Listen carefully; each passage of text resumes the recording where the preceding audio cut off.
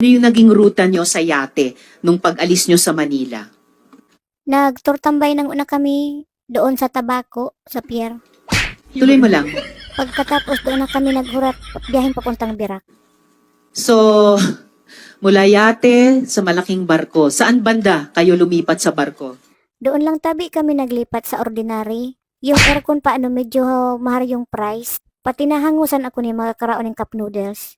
Ilang oras? Ang aram ko, 4 na oras ang biyahe papuntang Birak hari ng Tabaco. Pag adong ka na sa kalagitnaan ng dagat, may na doon yung signal. May na maka-tiktok. Minsan man pagkakasignal ga tiktok ako, yakuha ning amok ko yung akong cellphone. Anong nationality?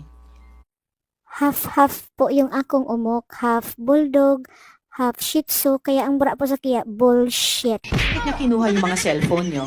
Yun pa tabi yung among usapan, Ano yung usapan? na bawal mag-tiktok sa public.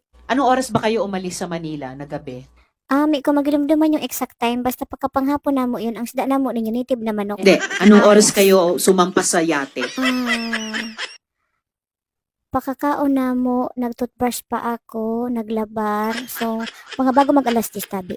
Pagkasakay nyo sa barko, anong ginawa nyong sunod? Gahanap po ta na ako ng signal ta. Gusto ko ta na mag-TikTok tabi. Isma sa tabi yan.